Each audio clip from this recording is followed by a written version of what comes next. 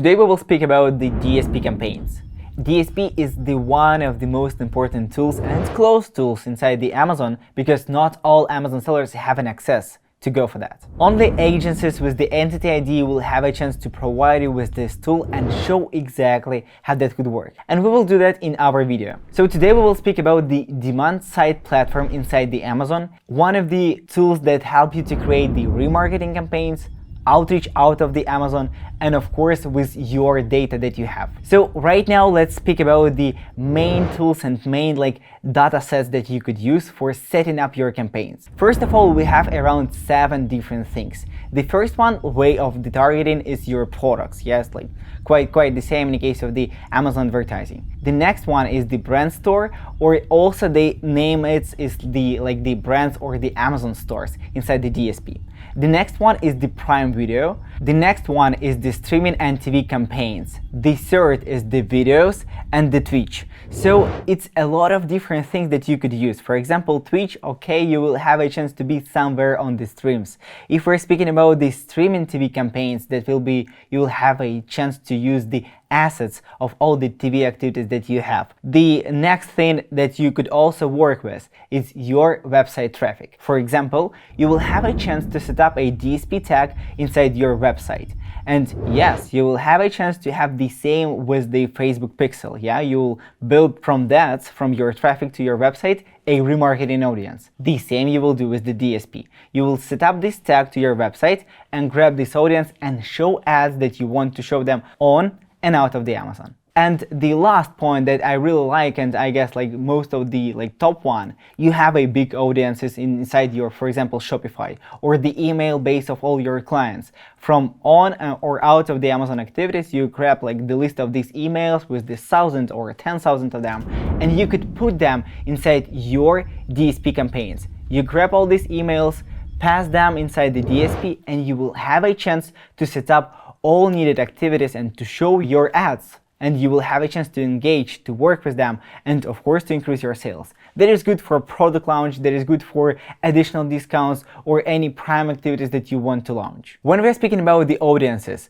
we will have 4 different ways to target you and to find the best way for the people who you want exactly to be targeted on. So the first one is the way when you check the people who view your product, click to your product, view the category, or search around this category. So there is 4 different groups with the different, I guess, duplicates, because people who search and people who view, they couldn't view you, yeah, they just search around this area. But we recommend you to go for the 2 main audiences. The first one is people who view your products, and the second one, people who purchase your products. That will be 2 main categories of people that you could be focusing on. The main timeline that you could use, it's more than 30 days, for example. That could be a 60, that could be a 90, and why not? That will be the main point for you to filter that and to be targeted on them. So you will have a chance to create a better remarketing campaigns than you have inside the sponsored display. The important points inside the DSP is the way how you could work with the creatives, because the DSP is the number and the bunch of the different algorithms. No need to create only one creative for one product, because inside the DSP we have the image rotation. So Amazon will choose exactly the best products in the case of the conversion rates, how they're working, who attract more sales and effectiveness of it. So please create more than one. Create 2, 3, or 4 different creatives for one product with the different audiences, and try to see and to catch where you're getting more traffic from that.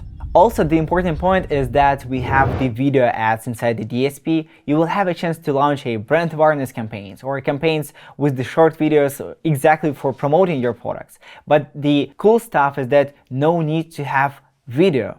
You will have a chance to use the video builder inside the DSP that will help you to create a 15 seconds or 30 seconds or 45 seconds videos in a case of your audience and your products that you're using. That will be different because you will have a chance to show the rating, of course, the awesome stuff that you're using, not only like rating, you also show people the reviews, like exactly the comments that they like provided you with, and you could target and include these comments and their feedbacks for your promotion. That is good when you show ads from the Amazon on not Amazon traffic, from not Amazon website.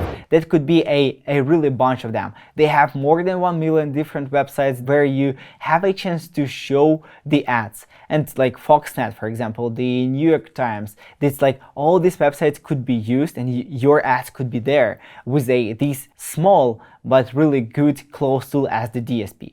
The last point that we also recommend you to do is the understanding of your audience. When you set up all your campaigns, you separate them on like 12 different lines with the different understanding that people who view, people who purchase, people who view your competitors and do not view you, people who buy from your competitor, for example, but never have seen your products. You could have a chance to set up a different A/B tests around the audiences and see who exactly could bring you with the best ROAS. And important point here is that when you have, for example, 1 month or 2 months, a number of sales, you will see that first month will be slow. You will spend some time, you will spend some money, you will have a ROAS around 2 or 3, and that will be okay. Please do not turn off the DSP. DSP as the tool that you should use during the half of the year or 1 year, and like it's the long-term tool for grabbing the analytics. The analytics inside the DSP is much better in the case of the Facebook, Google, or anything else, because inside the Amazon we have a great understanding who is your audience, who are purchasing, why they are purchasing. Because when you like fill all the data inside the Amazon, the best thing that you do, you only buy inside this platform. You only buy, you only grab some products, and Amazon absolutely understands how good you could buy some specific products, how much money you are spending there, and how to work with that. So in the case of that, the all analytics that you grab inside the DSP, and you will have a chance to check the report below in the description, you will see we have 3 main audiences that you could take and set up campaigns according to this data in Facebook, in Google, in Pinterest, and here it is. No need to like overspend on some specific hypothesis testing. Here will be the main analytics that will bring you most of like number of sales, and you absolutely understand that all the things working.